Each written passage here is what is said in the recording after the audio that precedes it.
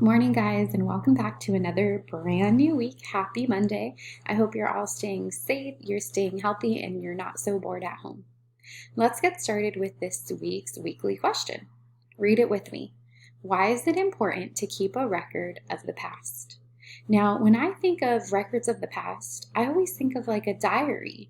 I used to keep a diary as a kid. If I were to read it now, I would learn a lot about how my past used to be. Look at the photograph that you see.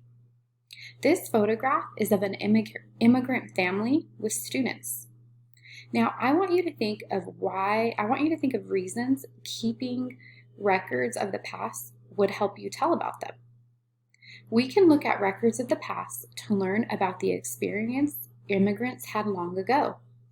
Photographs, diaries, and letters are all records of the past. Untold stories. For generations, people have come to America to start a new life. So you can see in that photograph, that immigrant family came to America to start a new life. You can see their suitcase, their baggages, their coats. We know some of their stories through letters, diaries, and photos that have survived across centuries. What happens when there is no record of the past? That's right, we wouldn't know anything about the past if we didn't have any records of it. If no letters, no photographs survived, we wouldn't know what life was like before us. What do you know about your own family history? Now, this is a great opportunity to look through some old photographs and see what you can learn from those photographs.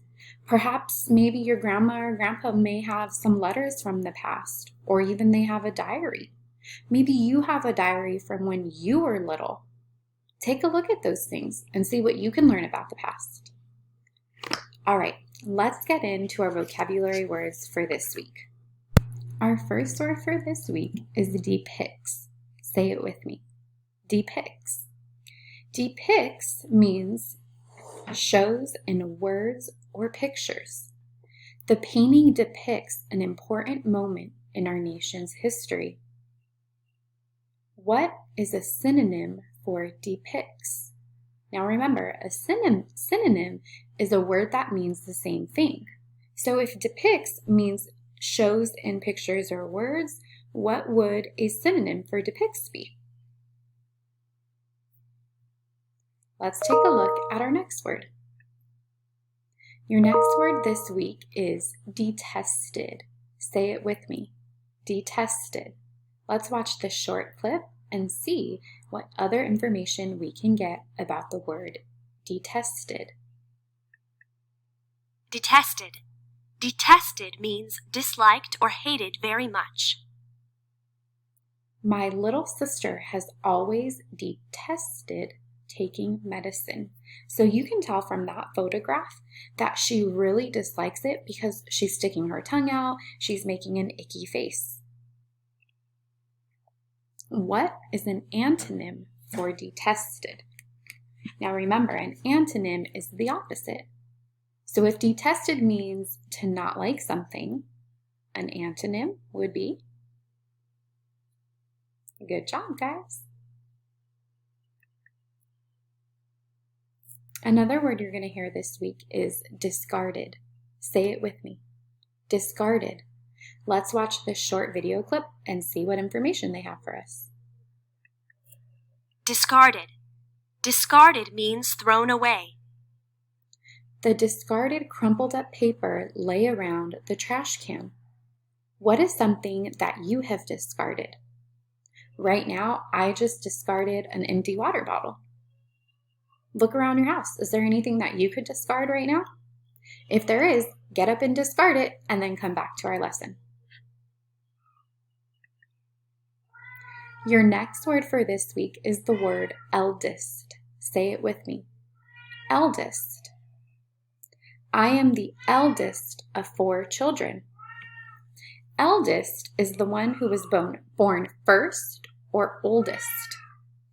Who in your family is the eldest?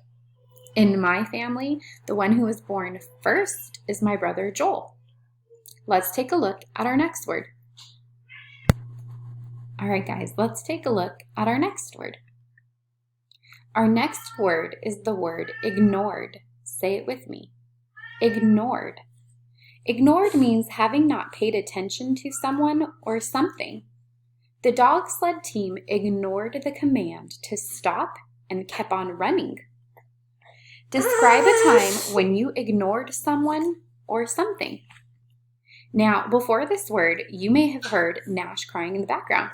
I did my best to ignore him, but I had to get up and get him. So that's why he's in our lesson now. Let's take a look at our next word.